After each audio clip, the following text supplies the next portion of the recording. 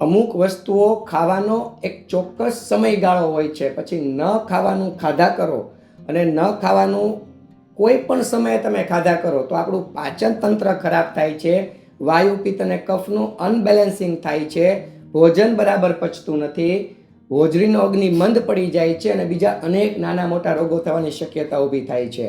તો સૌ પ્રથમ આપણે દહીં વિશે જાણીશું. તો દહીં ખાવાનો સાચો સમયગાળો છે સવારનો નાસ્તામાં આપણે દહીંનું શિરામણ કરવું જોઈએ. આપણી પહેલાંના જમાનાના લોકો દહીં સાથે શિરામણ કરતા. શું કામ? કે દહીં છે તે સ્વભાવે થોડું અમ્લ છે. દહીંને ક્યારેય રાત્રિના ભોજનમાં ખાવું ન જોઈએ. અન્યથા શું થાય કે શરીરના દુખાવા થવાની શક્યતા ઊભી થાય, કાચો આમ પણ વધવાની શક્યતા ઊભી થાય, અમ્લપિત્ત એસિડિટી પણ થવાની શક્યતા ઊભી થાય અને હાથ પગના દુખાવા ખટાશને કારણે એ દુખાવા થવાની શક્યતાઓ પણ ઊભી થાય છે. એટલે દહીં ખાવાનો સાચો સમયગાળો છે સવારના શિરામણમાં દહીં ખાવું જોઈએ અને મોડું દહીં ખાવું જોઈએ. બીજું, છાશ પીવાનો ઉત્તમ સમય છે બપોરે.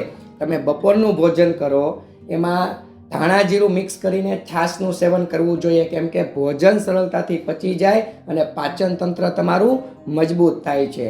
અને દૂધ પીવાનો કે ખાવાનો સાચો સમયગાળો છે સાંજનું વાળું દૂધ સાથે થવું જોઈએ, કેમ કે સરસ મજાનું દૂધ છે ને તે ઊંઘ લાવવામાં તમારી મદદ કરે છે અને તમને સરસ મજાની ઊંઘ આવી જાય અને પાચન તંત્ર પણ તમારું સરસ મજાનું જળવાઈ રહે છે. અને દૂધ પીવાથી તો કેલ્શિયમ અને વિટામિન B12 પણ જળવાઈ રહે, જેનાથી ભવિષ્યમાં હાડકાઓ નબળા ન પડે અને શરીરમાં નબળાઈ છે કે વીકનેસ છે આ પ્રકારના મુદ્દા ન ઊભા થાય.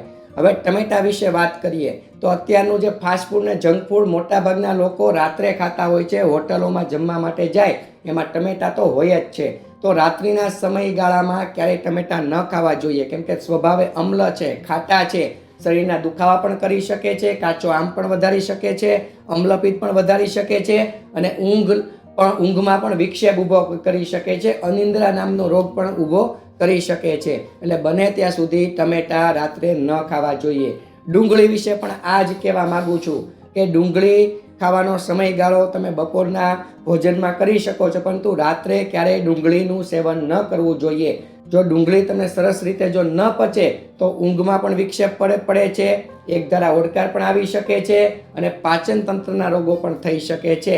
એટલે બને ત્યાં સુધી ડુંગળીનું સેવન પણ રાત્રે ન થવું જોઈએ. બને ત્યાં સુધી રાત્રિના ભોજનમાં ભીંડાના શાકનું સેવન ન કરવું જોઈએ, કેમ કે ભીંડો છે ને તે થોડો ચીકણો છે, પચવામાં ભારે છે, અમ્લપિત્ત જો વધારીએ તો તમને ઊંઘ લાવવામાં વિક્ષેપ ઊભો કરે અને સરસ મજાની ઊંઘ આવતી નથી અને પાચન તંત્ર પણ નબળું પાડી શકે છે.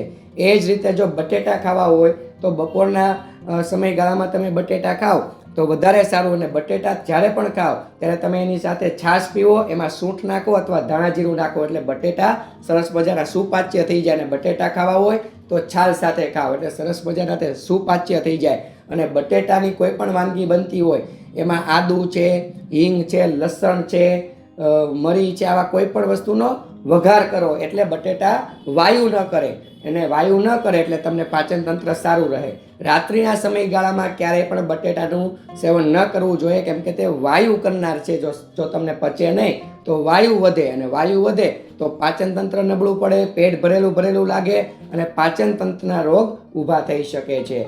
અમુક લોકો રાત્રે શ્રીખંડ ખાતા હોય, બાસુંદી ખાતા હોય અને એ પ્રકારની લિક્વિડ વાનગીઓ ખાતા હોય છે. તો રાત્રિના સમયગાળામાં ક્યારેય પણ આ પ્રકારના દ્રવ્યો ન લેવા જોઈએ, કેમ કે આ એકદમ મધુર છે, ગળ્યા છે, એટલે આ કફ દોષ વધારે, અને કફ દોષ વધારે એટલે તમને શરીરમાં કફ રિલેટેડ રોગોનો જન્મ થાય છે. એટલે બને ત્યાં સુધી આ પ્રકારના દ્રવ્યો રાત્રિના સમયગાળામાં ન લેવા જોઈએ.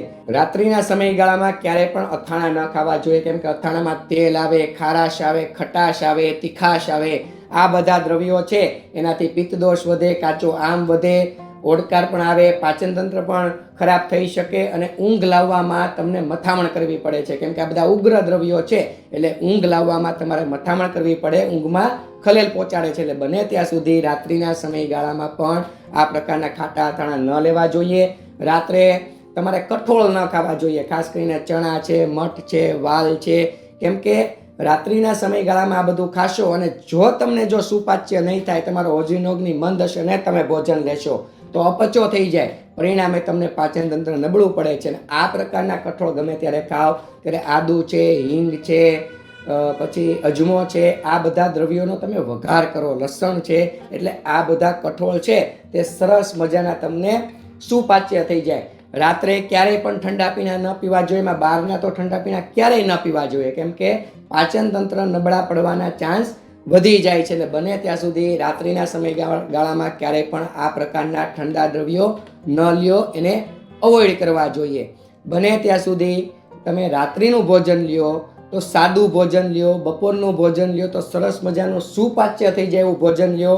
અને સવારના શિરામણમાં તમે વઘારેલા મગ લઈ શકો છો, બાફેલા મગ લઈ શકો છો, પછી તમે દહીં સાથે ભાખરી છે કે એકાદું થેપલું છે, પરોઠું છે, આ પ્રકારનું ભોજન પણ લઈ શકો છો.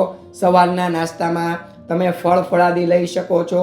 બને ત્યાં સુધી આખા ફળ ખાવાની ટેવ પાડો. ફ્રૂટ જ્યુસ છે એને અવોઇડ કરવો, કેમ કે એમાં રેસા દૂર થઈ જાય એટલે તમને કબજિયાતની સમસ્યામાં જે લોકોને કબજિયાત હશે એને તે સોલ્વ નથી થતી. એટલે જે લોકોને કબજિયાતની સમસ્યા હોય એ લોકો ફ્રૂટ જ્યુસ અવોઇડ કરીને આખા ફળ ખાવાની ટેવ પાડે.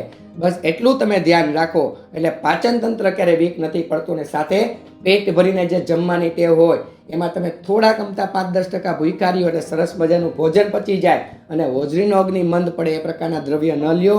અને વાયુ, પિત્ત અને કફ હંમેશા બેલેન્સ કરી જાણો એટલે પાચન તંત્ર ક્યારે નબળું નથી પડતું. અને પાચન તંત્ર નબળું ન પડે એટલે તમને રોગો જે નવા જન્મતા હશે ને એ તમને એની ચાન્સ ઘટી જાય ને હંમેશા નિરોગી, સશક્ત અને નિરોગી જીવન જીવી શકશો. આપ સૌને મારા પ્રણામ. જય ધન્વંતરી.